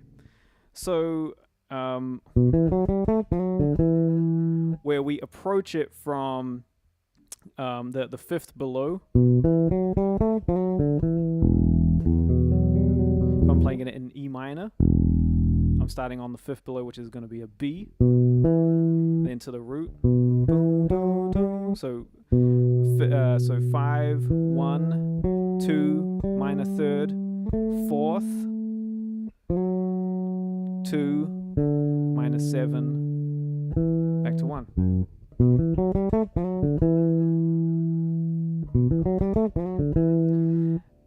That's where, okay, if I'm going to really play it in that context where I'm utilizing the root of it, the main arpeggio, or also known as a tetrachord, which is like the first 4 notes, of a scale. But I can also play I can also play the lick in this kind of more Phrygian aspect, and I'm still in E minor. And actually, what I'll do, I'll just set up an E minor loop, or just like a E bass line.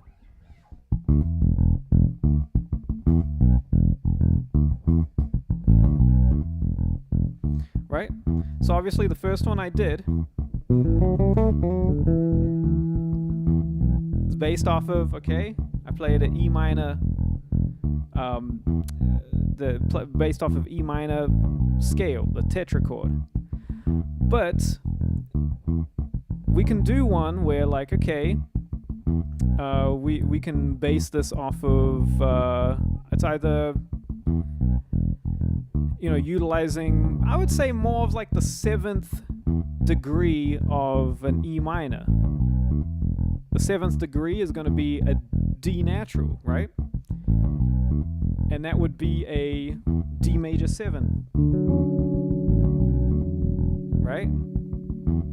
Where we have a D, an F sharp, and a C sharp. The C sharp in relation to the E minor, if we're playing in the Dorian mode, is going to be obviously the 6th. So we played it like this. Now I can play it like this.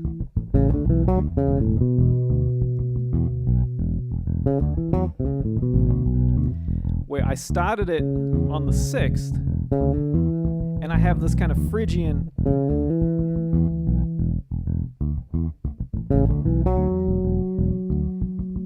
and this is really nice because it explores, okay, yeah, utilizing the 6th, but also explores utilizing the 9th as well. It's also a nice place to where you don't have to start on the root of the chord,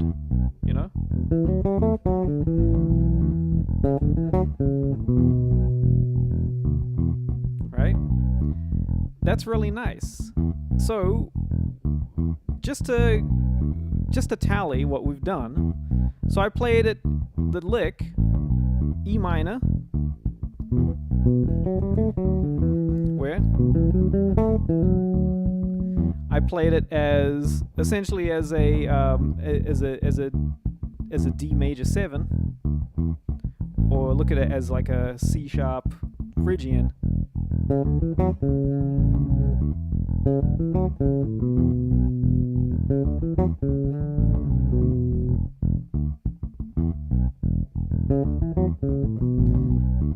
We can also play it as like G major,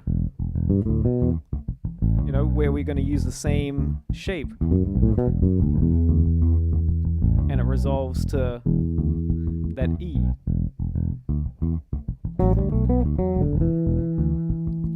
So that's the cool thing, is that,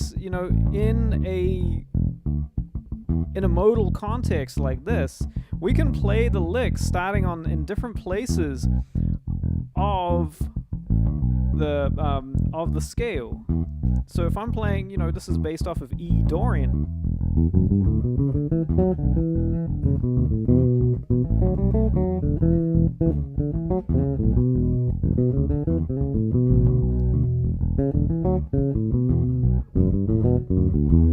Right? That's the cool thing about it, is that, you can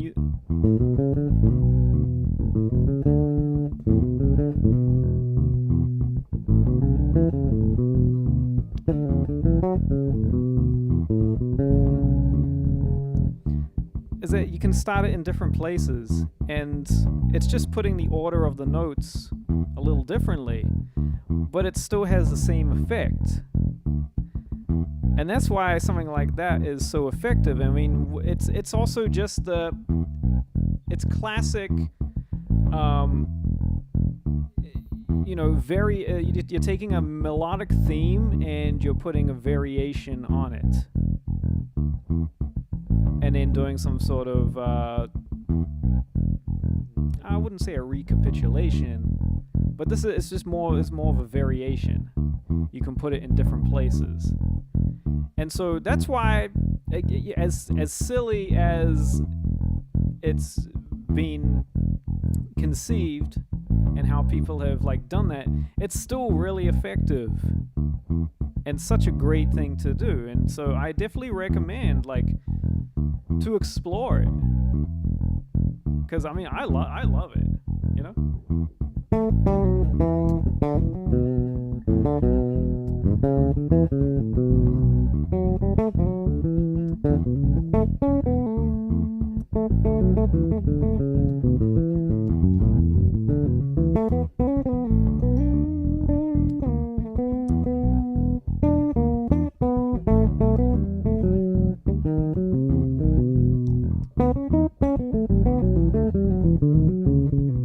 and melodic minor and all.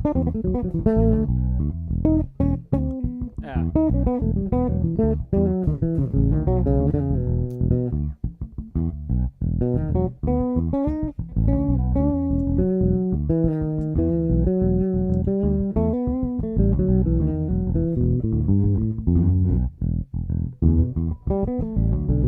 So you get the idea. That's how expanding the lick is just so cool. It really is. Well, folks, almost just got a few more minutes here. I just wanted to, again, thank you so much for hanging out with me. Thank you so much. This has been a lot of fun. Nice to see some new people on here as well. Again, please like and subscribe. Any last questions, final questions, please, about bass playing or anything like that, pop it down in the chat. Again, just a reminder, description box has all my links to my resources here at Bass with Benjamin, to my courses, if you want to study with me privately, and whether it's just a one-off lesson or join my more longer bass coaching and mentoring program. All the links are down below. So check them out. If you want to help support this channel, you can send a donation on here, which Mr. Michael Anthony kindly did. Thank you so much again, Michael. I appreciate it, your generosity. Or if you'd like to buy me a coffee, you could do so as well. There's a link for that. Everything is in the description box. Real self-explanatory. But you cats are awesome. This has been a lot of fun, just hanging out with you, talking about many different concepts, different things to do with bass playing. It's been so enjoyable to actually just play this all on a 4-string as well. And again, it's just a whole thing of, and look, I'm not trying to prove a point or anything. Or am I? No, I'm not. It's just an example. I'm trying to just show and encourage. That's what it is. I mean, because that's what Bass with Benjamin is about. To encourage that no matter what instrument you play, All right, the music comes from you, the artistry, the vision, it comes from you. Whatever instrument you have, you will find a way of making it happen. Whether it's the sound, the technique, things like that, you'll make it happen. And so, and I like to remind myself of that by playing different instruments, and especially here on the live stream is a great place to do so. I definitely like to, I feel comfortable on, playing my main basses, which is either my main bass is my groove line 6-string. That's been my main trusty workhorse, but also you've seen me a lot on my custom BTB 6-string, which I like to play a lot too, because I'm still trying to, get used to it even more. That's the thing. And so that's why you see me playing it a lot, because I just like I love to play it. But at the end of the day, I also love to play all the other instruments that I have, and particularly this one being my favorite 4-string that I have. And this one has been around. I've had this for quite a long time, and has served me really well whenever I've needed it too. So.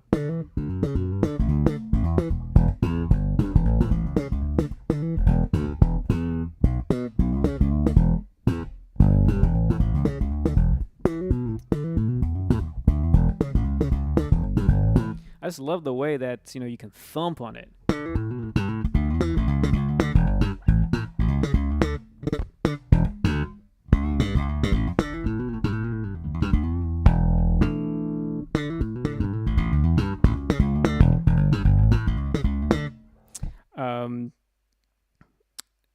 Aiden's guitar, how you doing? Do I have any guitar strings? I don't have any guitar strings. I only got bass strings. That's willing to sell or give away. Same with guitars. Nothing. I don't. I'm sorry. But if you're wanting to buy, I'd recommend wherever you are, looking on your local classifieds section, or Reverb, or what's the other one? eBay, right? Which is actually where I got this. I got this on eBay 15 years ago. But no, I don't have anything, unfortunately. But thanks for asking, though. It's also that's the thing. You never know unless you ask. Simple as that, right? Either it'll be a yes, or it will be a no. That's been my experience with many things in the past, and just how it is. Hey, do you want to play a gig with me? Yes. Cool. Hey, can I play a gig at your venue? No. Okay. It's like usually it's the no for something like that has been no reply. It hasn't just been a straight up no whenever I've asked a venue to play at. It's either been yes, would love to have you, or this is the deal. You need to sell X amount of tickets, or you have to put a deposit down, or the other response is no response at all. There's that, and it's even funny. That response, no reply at all, especially if you had just spoken to the person, then that's sometimes like the idea. And look, I've had that a bunch of times, haven't we all, right? But you just push on through. There's something else that is even greater and better that is coming your way.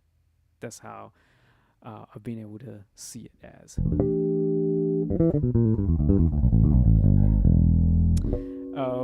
JV trumpet. This is the first time I've seen the false harmonic with the thumb in the right hand. Oh, really? I thought it was kind of common, but yeah, no, definitely try it out. Because I know a lot of Steve Bailey does this kind of thing, or there's some cats that do, I think Stanley Clarke does it. He does it like this, but I do it.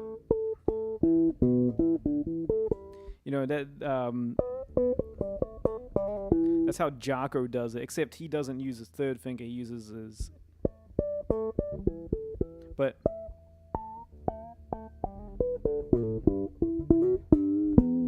and there's this other one that you can do that's really cool. It's like a tapping harmonic. So if you say you fret a note anywhere, let's just say here just on A. If you fret a note here, and then if you tap exactly an octave above on the same string, you're going to get this overtone.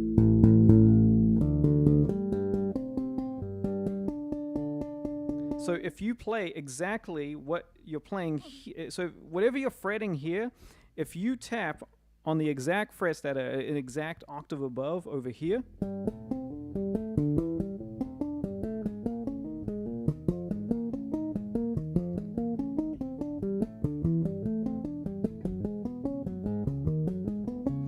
it works well on my 6th string just because I have more range. I can get higher notes, so you can actually get this kind of almost, it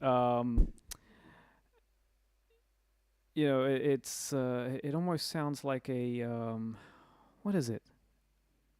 It's hard to describe, but it's a really cool. And if you do them multiple at the same time, especially like stacked fourths.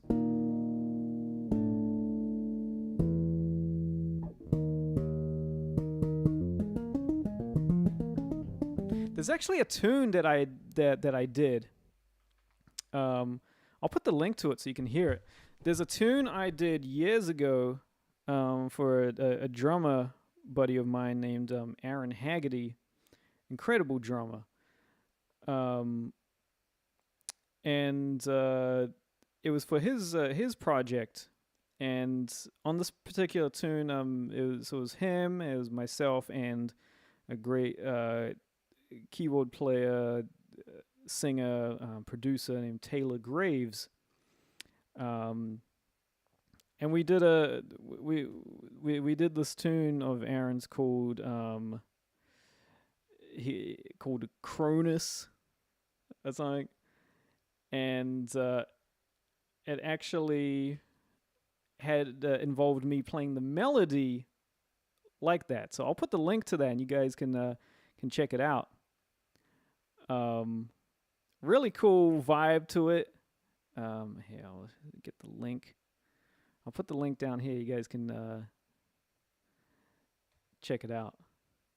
But you can hear the melody, the tapping harmonic melody. Boom, boom, boom, boom, boom, boom, boom, boom, boom, boom, boom, boom. So check that out. And so, Michael, you're asking that descending riff you just played. Oh, I'm trying to remember what I played. Are you plucking every note, or is there some pull-offs? Well, I can tell you, it depends on what it is I'm playing, right? So if I'm playing something like that, I'm plucking every note.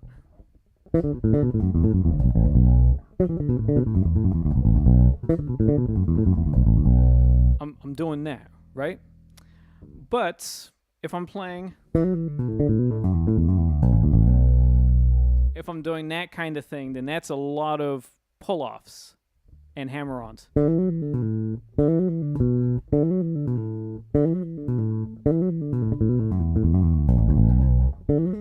So a lot of work is going on here, as opposed to. So that's how that works. Is that I'm doing that to, it gives you two different sounds, two different options, right? It's not one is correct, or but it's just two different ways of being able to play articulation, and it gives you different ideas as well. Something like that is you definitely hear a lot of blues guitar, just guitar players playing that. I mean, me, that's something that's sure, like Hendrix, for me, I think that's probably where I, got that kind of thing.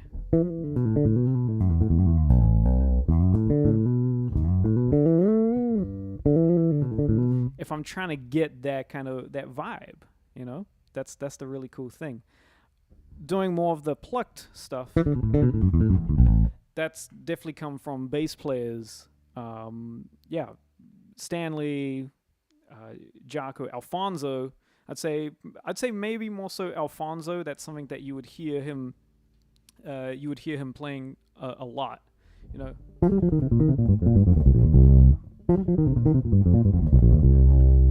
He did a lot of do-do-do-do.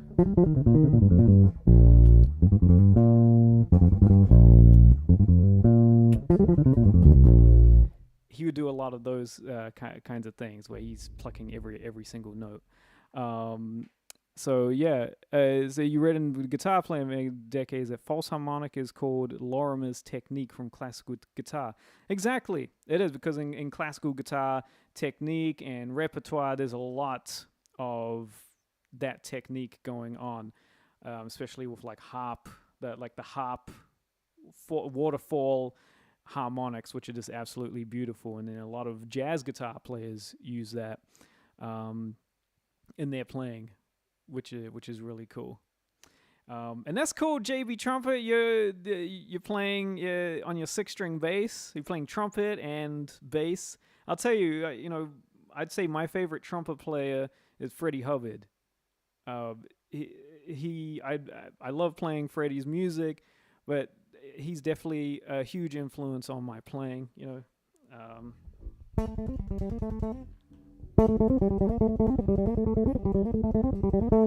Like things like that.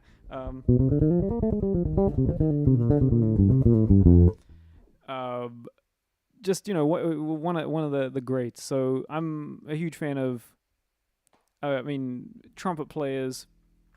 Roy Hargrove, Miles, of course, Tom Harrell, which is a beautiful, absolutely beautiful player, Randy Brecker. There's just that. There's so many, and then especially who we have now, people like Keon Harold, Marquise Hill, who I've played a lot with. Curtis Taylor, who's another cat out of Cleveland. Trumpet is. Nice. Tom Harrell's your number one. That's a cat who, wow, someone who just absolutely, it's such a master. Like the kind of stuff that he plays, and writes nice tunes as well. I absolutely love his tunes. There's a really cool video that I love revisiting, and I might have to revisit later. It's from this is probably like 15 years ago. It's from like a trumpet summit, and it's him, like they're playing on a tune, nice like kind of up tempo tune. It's him, and it's Roy Hargrove. Let me see. Tom, and who else? It's another dude that I'm not too familiar with. Yeah, they're playing. They're playing a tune called Lotus Blossom. Billy Hart's playing drums, but yeah, it's like Tom Harrell, Roy Hargrove, Stefan Belmondo, and they're burning. But Tom, man, Tom just totally. He does some other stuff to where even Roy is just like, he's just like, man. Of course, Wynton Marsalis, one of the greats as well. I love Wynton's playing, especially Standard Time, such a great record.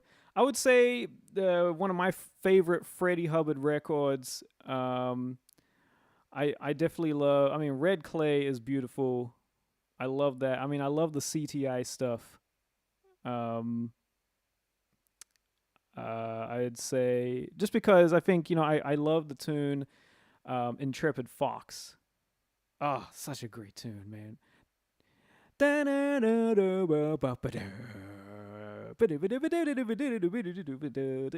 Yeah, exactly. So, and yeah, the New Orleans Cats, just incredible, man.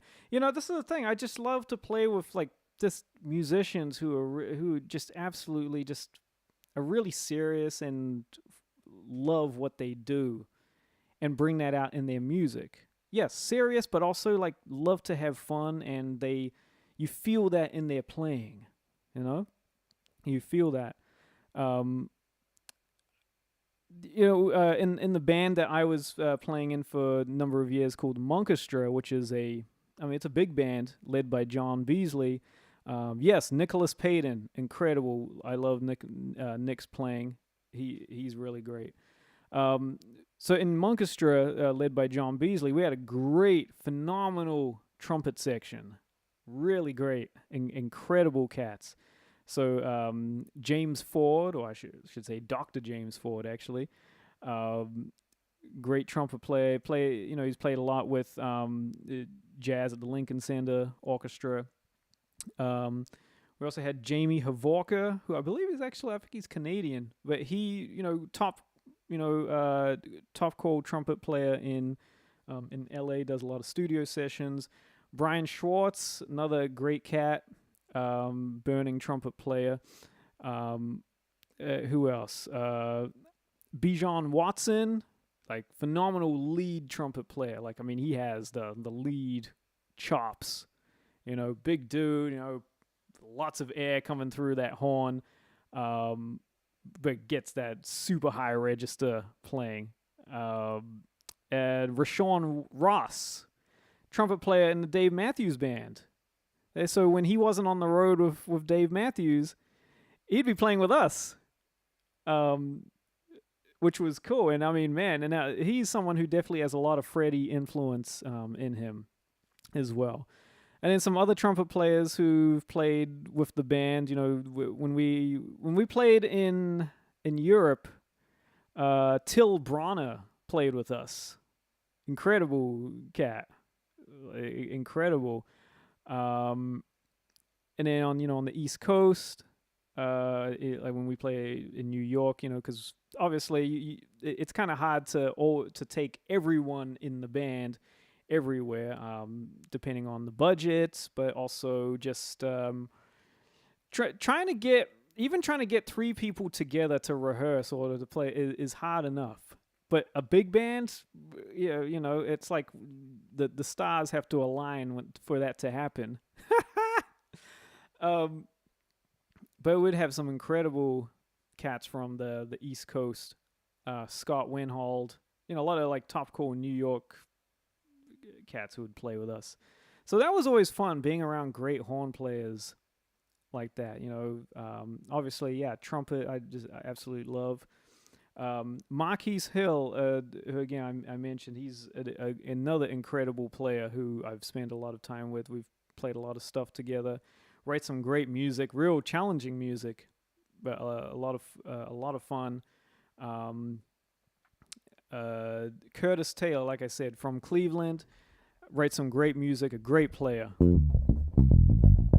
Look at us. It's like bass with Benjamin. It should be like trumpet with Benjamin now, right?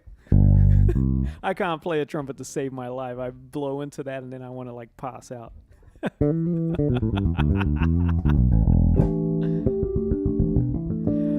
Anyway, cats, that's it for me today. I appreciate you all hanging out. Really great to see you.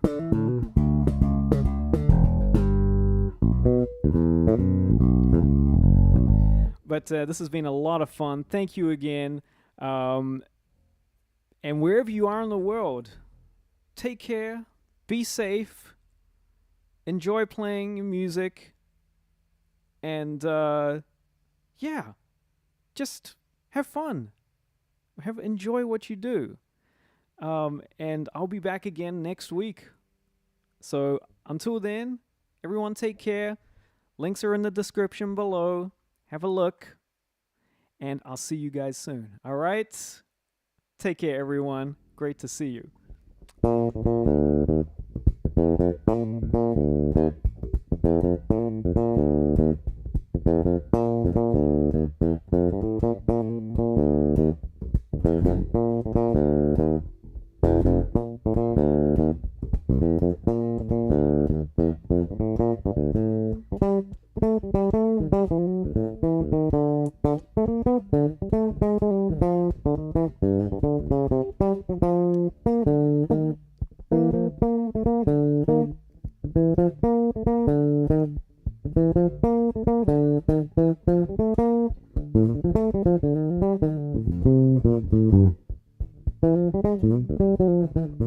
Ah.